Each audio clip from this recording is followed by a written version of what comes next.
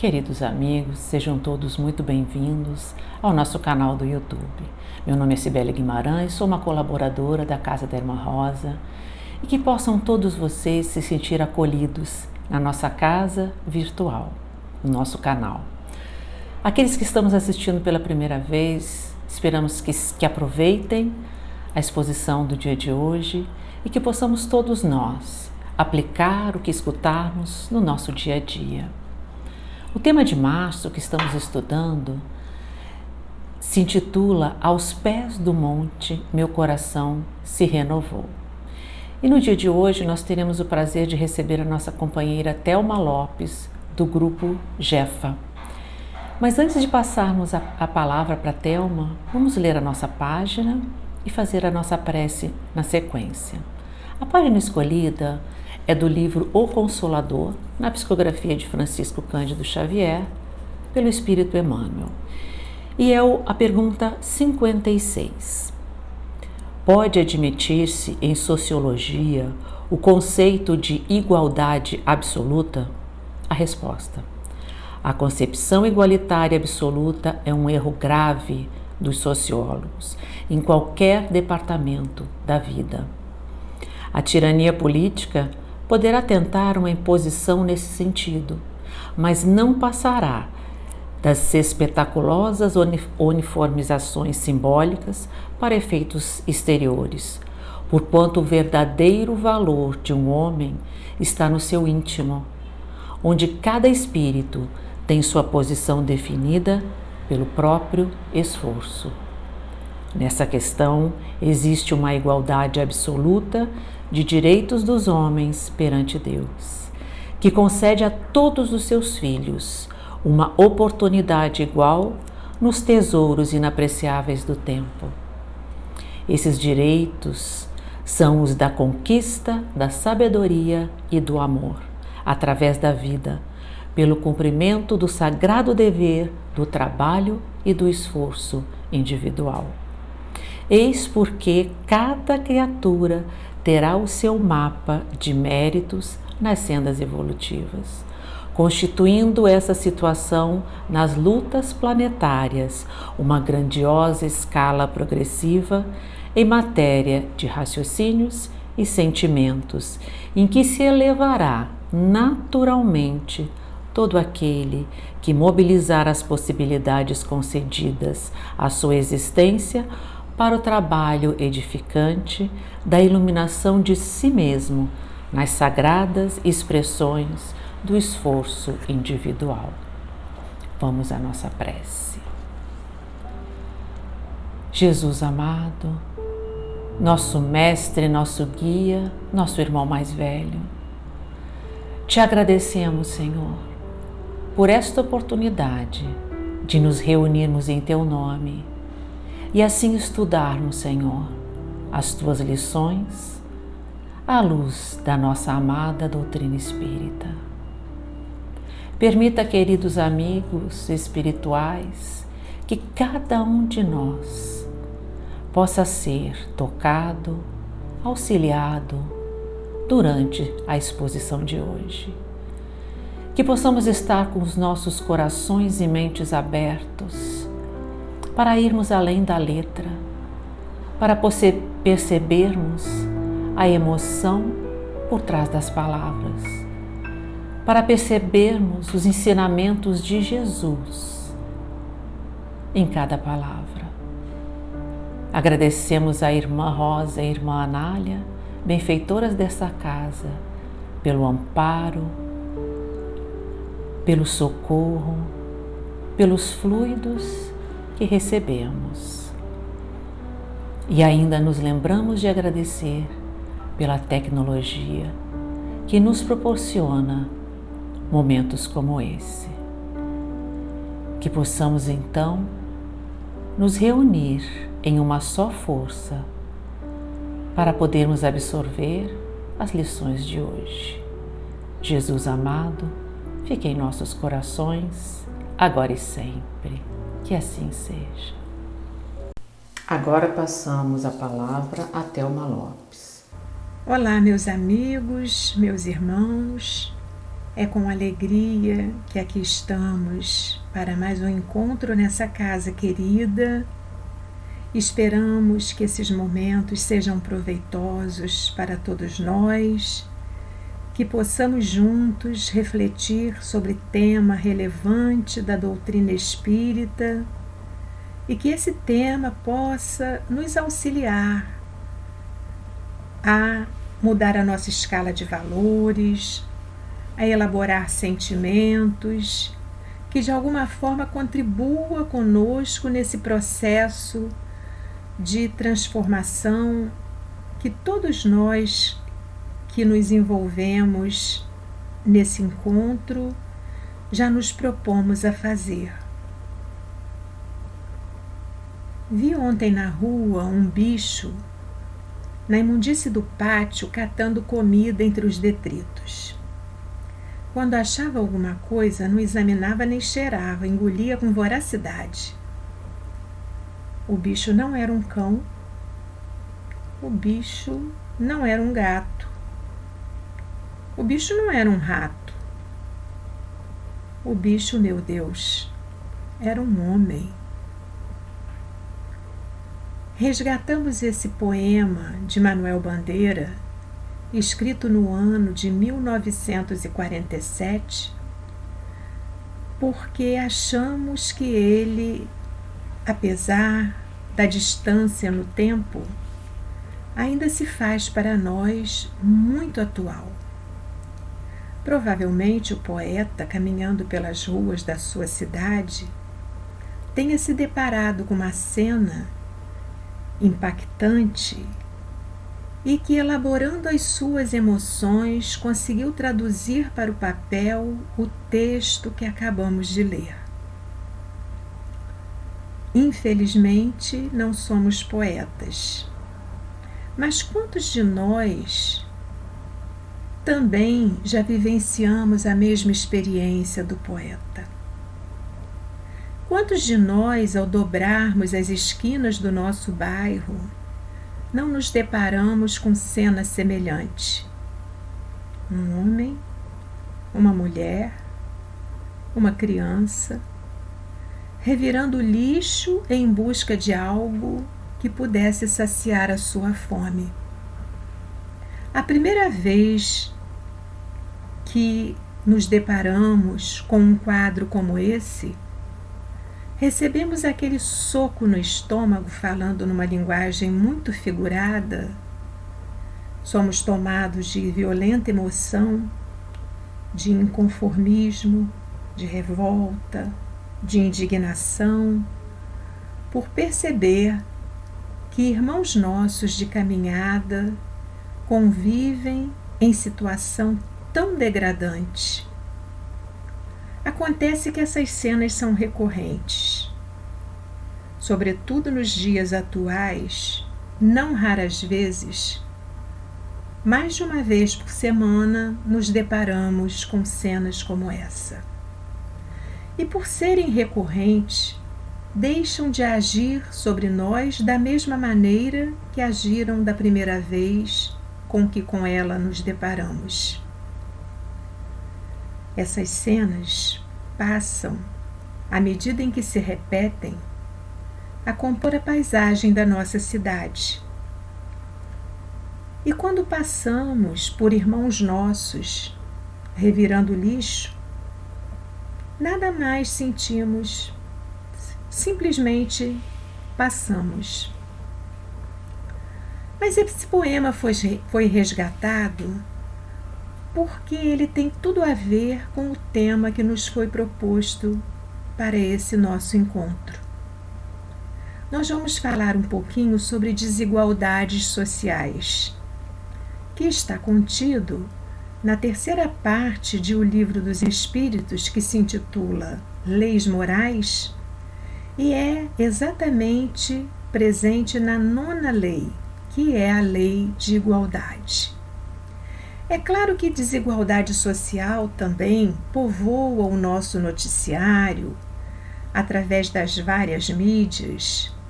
São muitos os índices que os teóricos, que os políticos, que os economistas nos apresentam diariamente, nos situando em relação à nossa realidade, ao cenário mundial.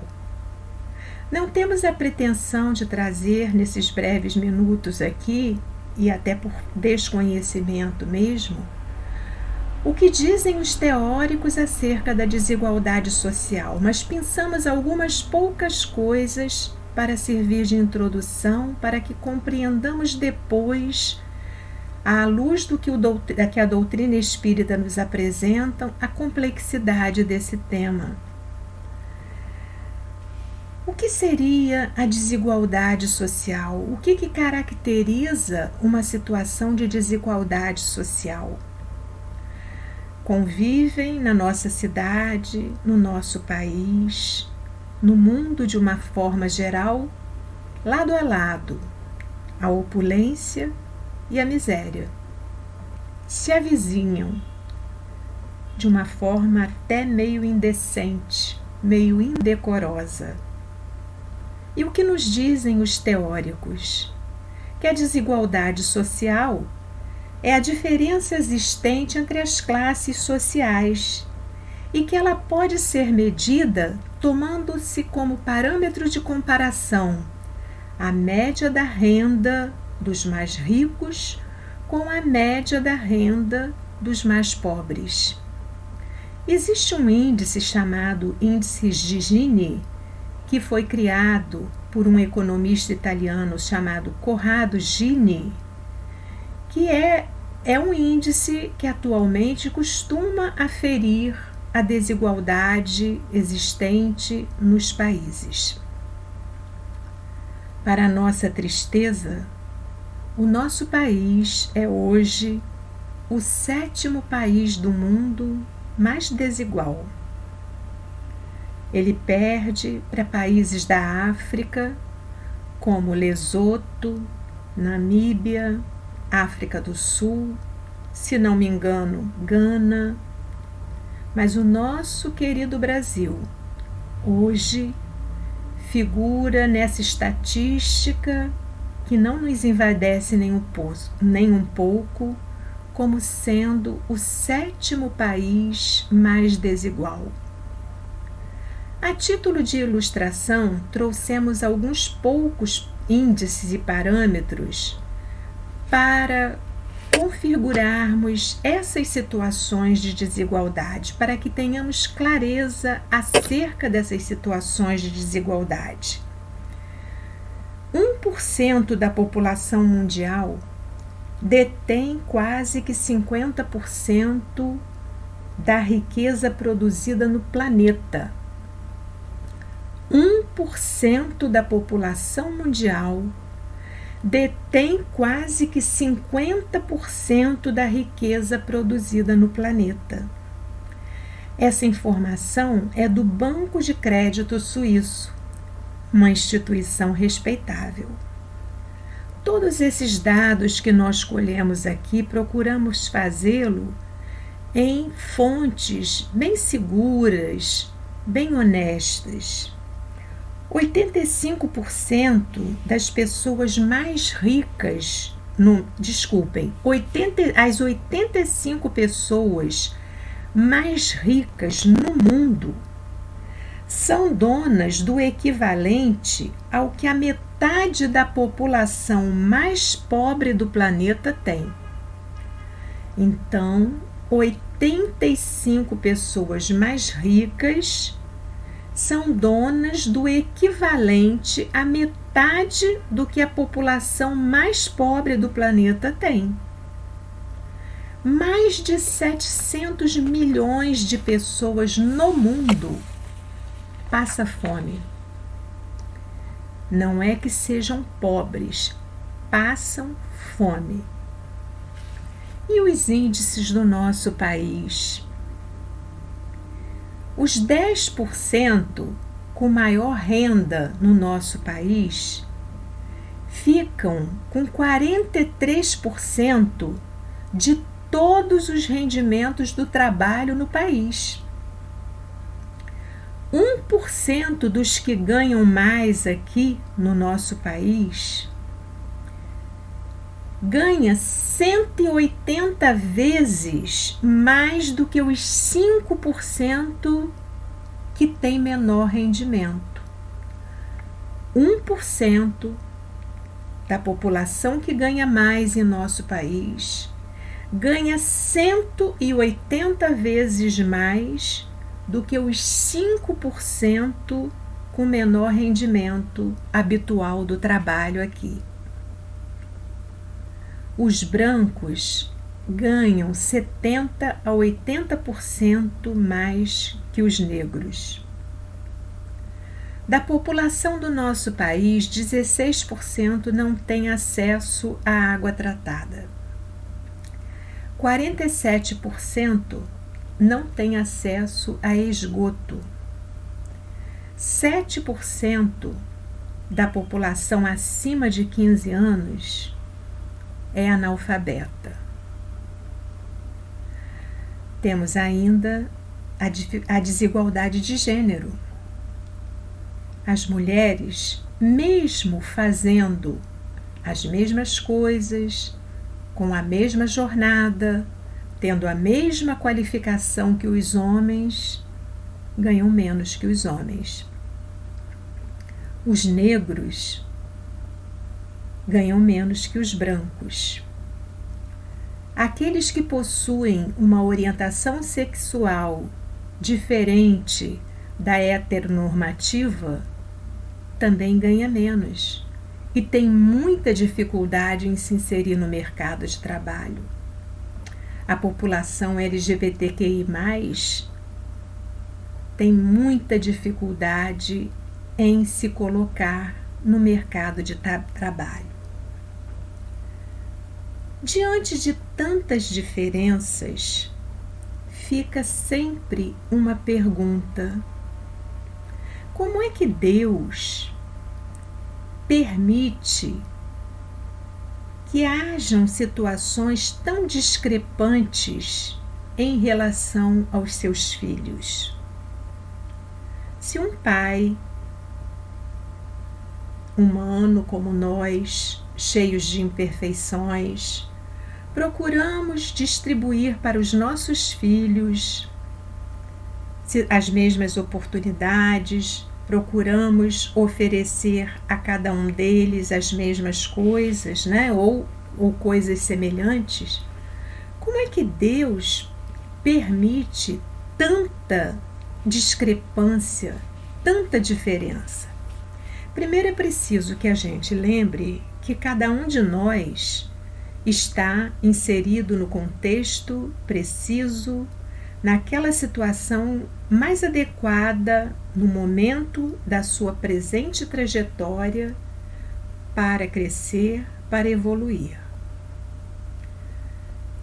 Mas esse Deus soberanamente justo e bom, descrito lá na questão 13 do Livro dos Espíritos, não estaria sendo parcial, aquinhoando alguns dos seus filhos com melhores possibilidades do que outros? O Livro dos Espíritos nos diz que uma situação de igualdade plena nós não vamos viver nunca, porque existem as desigualdades de aptidões. Então, uma sociedade absolutamente igual nós não vamos nunca ter, porque em razão da desigualdade ou da diversidade de aptidões, nós vamos sempre ter uma sociedade desigual. Mas será que essas situações, né, que nos são reveladas diariamente, da extrema opulência com a extrema miséria, são abonadas pelas leis de Deus? Tem o beneplácito das leis de Deus? E aí nós vamos às questões do Livro dos Espíritos que nos informam acerca do que pensam os espíritos acerca desse tema. Essa nona lei, essa lei de igualdade, né, os espíritos responderam a Kardec, por exemplo, na questão 803, que Deus não distingue a nenhum dos seus filhos, não é? Porque Kardec pergunta: perante Deus são iguais todos os homens? E os espíritos responderam que sim, que todos os homens tendem para o mesmo fim, né? Que Deus fez as mesmas leis para todos, que o sol, luz para todos. E Kardec, numa notazinha pequena a essa resposta, vem dizer para a gente que Deus a nenhum homem concedeu superioridade natural, nem pelo nascimento, nem pela morte, que todos aos olhos de Deus são iguais.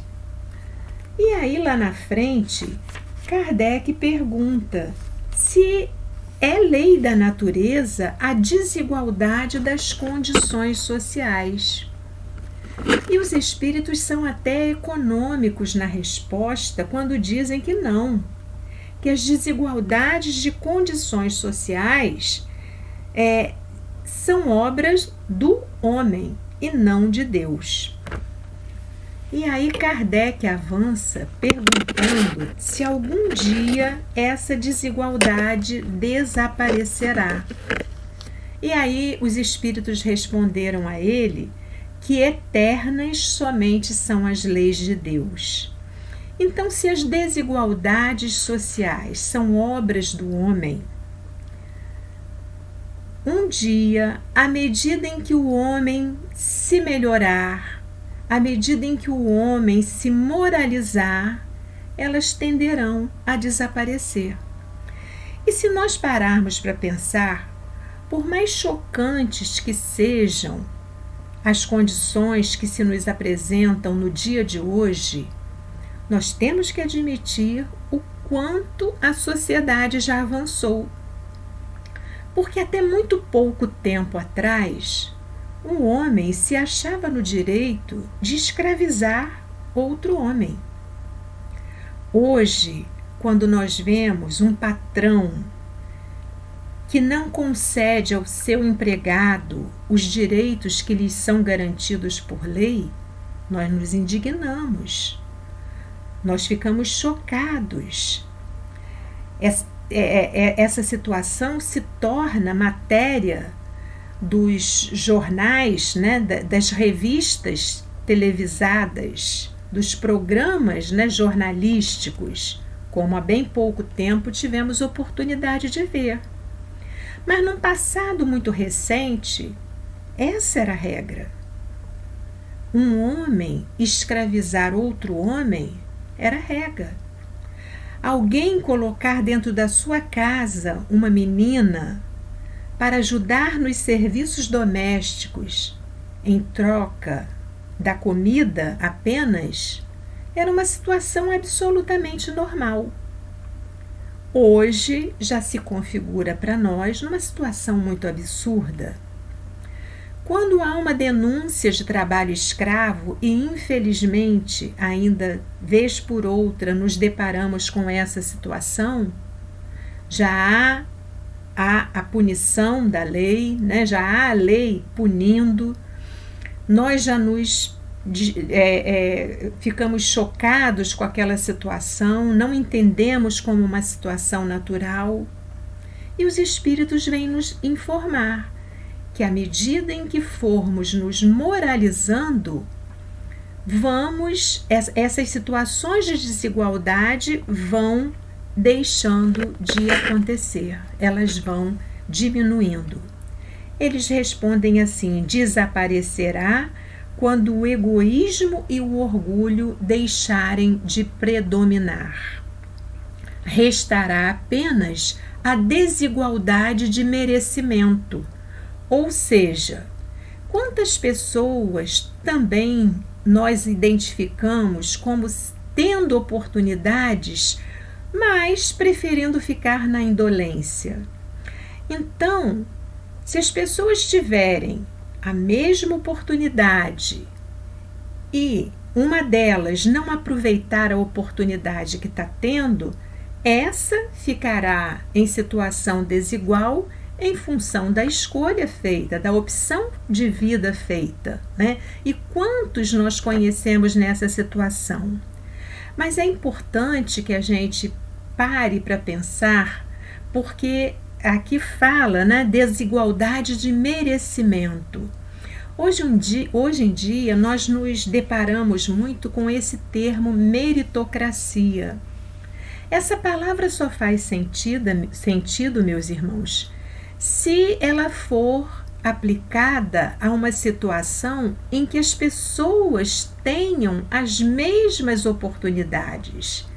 Então, é muito comum, de uma forma equivocada, se falar em meritocracia, colocando, né, juntas pessoas que tiveram situações muito antagônicas, muito diferenciadas. E aí, quando alguma pessoa de uma classe, né, social menos privilegiada conquista alguma situação, né, de destaque, alguma projeção, é aprovado em alguma universidade, aí é muito comum as pessoas dizerem assim, tá vendo? Olha lá, pelos seus esforços chegou lá. Como se aquela parcela grande que não chega, não chegasse por conta da sua indolência, por conta, né, da sua inércia. E não é assim, né?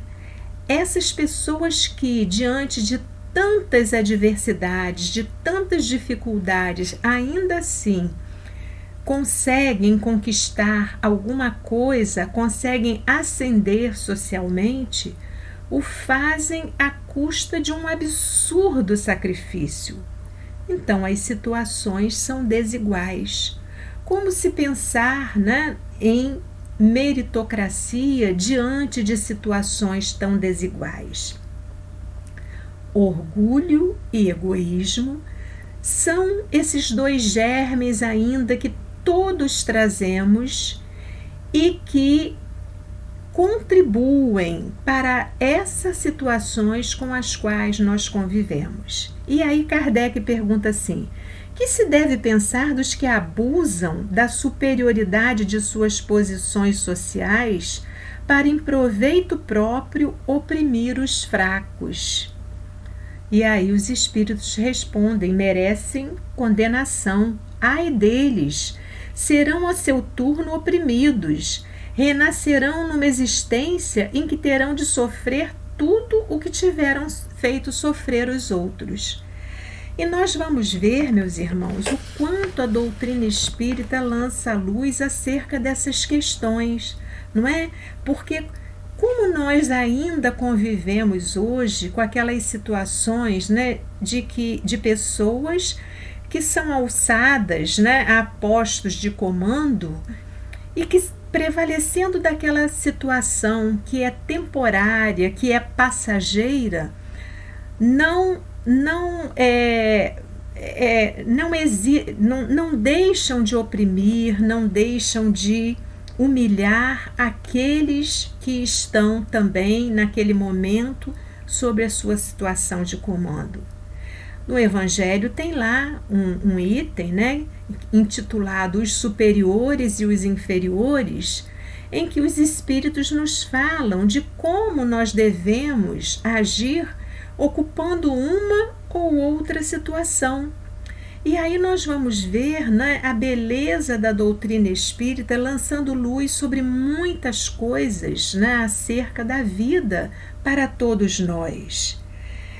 Nós ainda, infelizmente, convivemos com aquela situação em que a famosa carteirada acontece muito, né? Em que a pessoa, numa situação de dificuldade, sem nenhum pudor, sem nenhum escrúpulo, não fala com muita tranquilidade, você sabe com quem você está falando, e intimida, e ameaça, e humilha, não é? Então, os espíritos estão aqui nos dizendo que essas pessoas merecem condenação. E por que merecem condenação?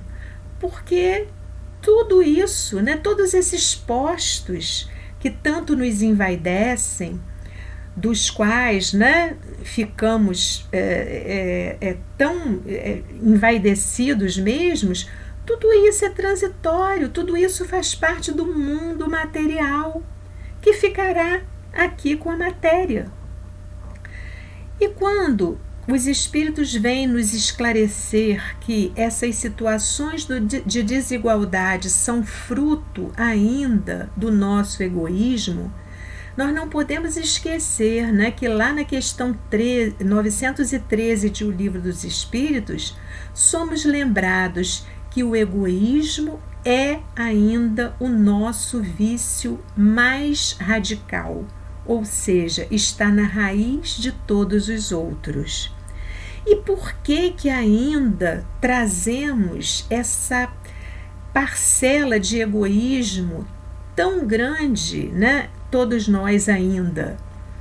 Exatamente porque a vida material exerce um fascínio muito grande sobre todos nós, não é? Mesmo nós que falamos, que entendemos que a verdadeira vida é a vida espiritual, quando mergulhamos aqui para viver as experiências, né, da matéria, acabamos seduzidos por tudo que a matéria nos oferece e esquecemos que tudo isso é transitório, tudo isso ficará aqui com a matéria. E aí a nossa dificuldade, não é? Porque Kardec pergunta também na questão 917 qual o meio de destruir-se o egoísmo. E aí os espíritos respondem que à medida em que a vida moral prevalecer sobre a vida material, o egoísmo vai ficando abafado.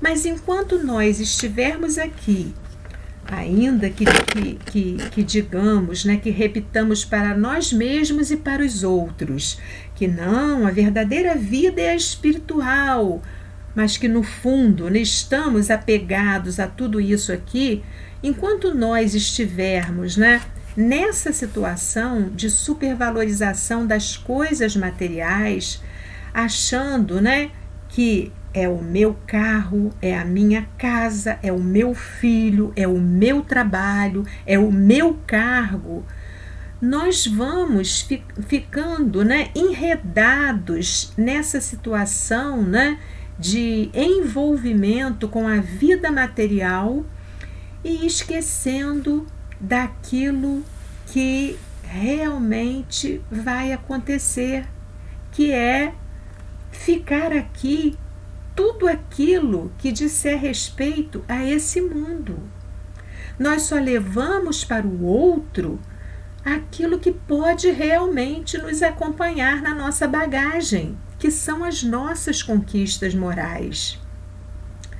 Então, é muita ilusão, nós vivemos ainda nessa infância espiritual, iludidos, né, de que somos possuidores das coisas, quando na verdade somos usufrutuários de tudo. Tudo aquilo que não nos acompanhar quando nós deixarmos aqui o corpo, né, a matéria, tudo aquilo que aqui ficar foi nos concedido como empréstimo, como meio de nós transitarmos aqui nesse espaço de tempo para nós crescermos, para nós avançarmos, pensando sempre, né, no bem, no nosso bem, mas também no bem dos nossos irmãos. Então, meus irmãos, nós não somos isso ou aquilo. Nós não temos isso ou aquilo, nós temos por empréstimo, como usufruto, os bens de natureza material.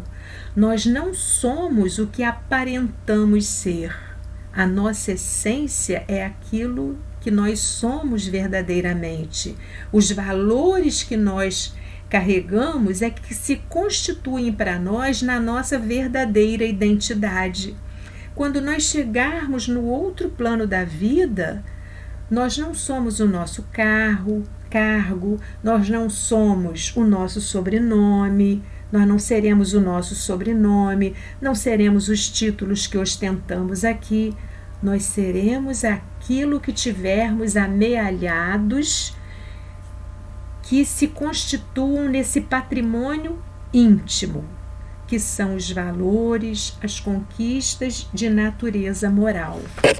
Então, diante desse tema, né, desigualdades sociais, é preciso, né, que a gente lembre do que disse Kardec lá naquela mensagem bonita da questão 917 do Livro dos Espíritos, né, quando ele pergunta aos espíritos qual o meio mais eficaz de destruir o egoísmo, né, e Kardec tem uma nota muito bonita que fala que o meio mais eficaz é a educação, que só quando nós atentarmos para essa educação, mas não a educação de natureza, né, intelectual, essa que a escola nos oferece, mas a educação moral, né, essa substituição de valores, essa mudança de paradigmas, é que nós estaremos realmente, né,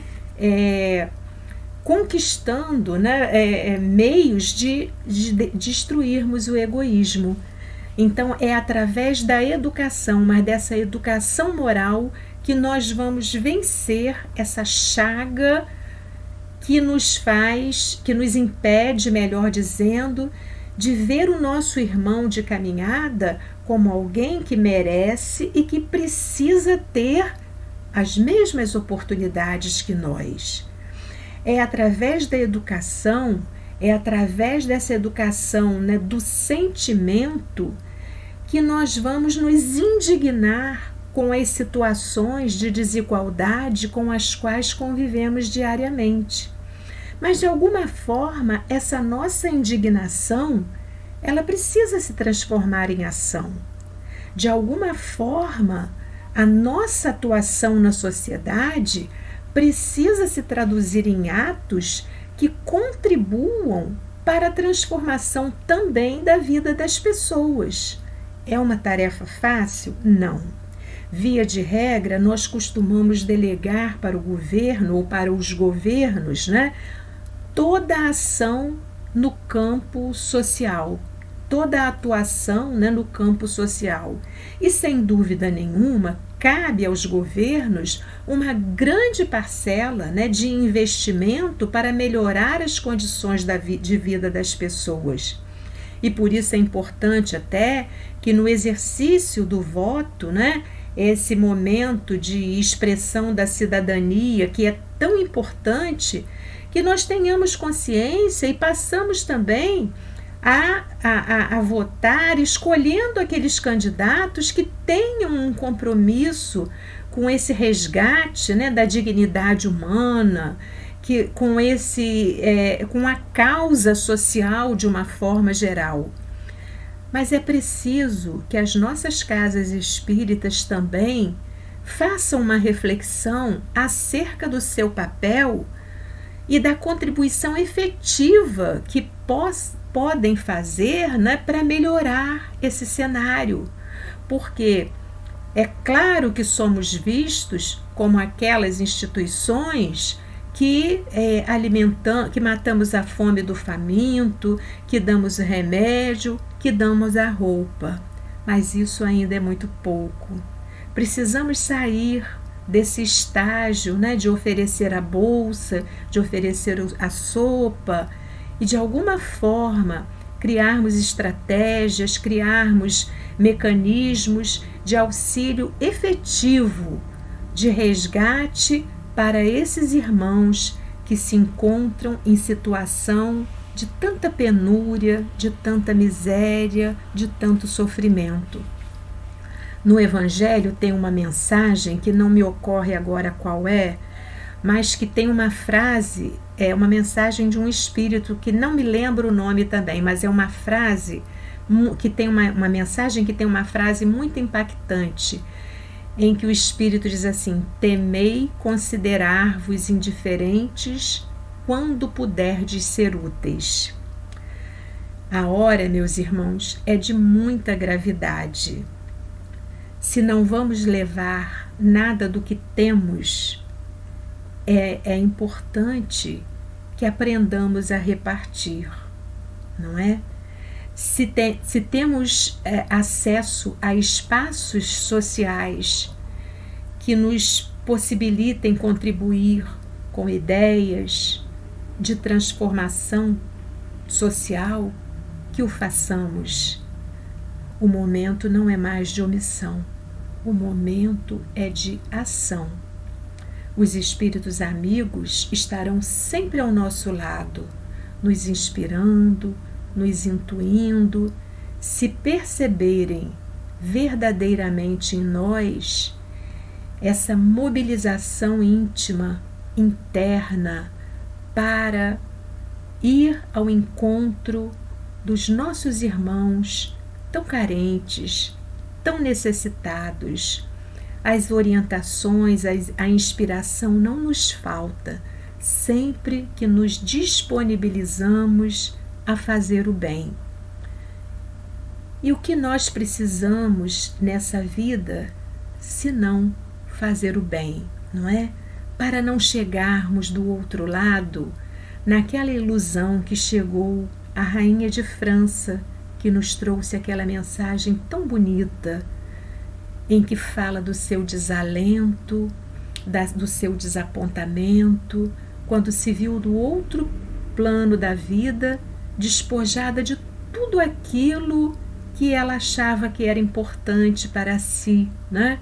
Quando ela viu aqueles que estavam na condição de seus súditos, numa situação muito melhor que a dela, que possamos valorizar aquilo que realmente tem valor e que não sejamos insensíveis às cenas narradas pelo poema com que iniciamos a nossa fala, que de alguma forma essas cenas dramáticas, tristes, consigam nos afetar, consigam tocar o nosso sentimento, para que nós possamos fazer pelos nossos irmãos aquilo que estiver ao nosso alcance, nos libertando das amarras do egoísmo que nos aprisiona tanto ainda a essa situação de infelicidade em que nos encontramos. Muita paz para todos. Pai de infinita bondade e justiça, nesse momento elevamos os nossos pensamentos a Ti para agradecer a todas as oportunidades que nos concede diariamente. Agradecemos principalmente, Pai, a dádiva da reencarnação, que em sua justiça perfeita nos permite corrigir o curso de nossa jornada. Ao irmão e mestre Jesus, agradecemos pela luz que trouxe às nossas vidas através do seu Evangelho. Tantas lições nos foram ensinadas, mestre, tantos exemplos de amor deixados por Ti que podemos seguir. Quanta brandura, quanta bondade, quanta paciência e amor foram a nós dedicados por Ti. Jesus amado, nossos agradecimentos por sempre estar ao nosso lado. A espiritualidade amiga da Casa da Irmã Rosa, amigos dedicados que nos conduzem e orientam em todas as atividades, agradecemos o amparo de sempre e pedimos que nesse momento fluidifiquem as nossas águas, para que elas contenham o remédio necessário para amenizar as nossas dores, trazendo alento e bom ânimo. Que a paz de Cristo esteja com todos nós, hoje e sempre. Que assim seja, graças a Deus.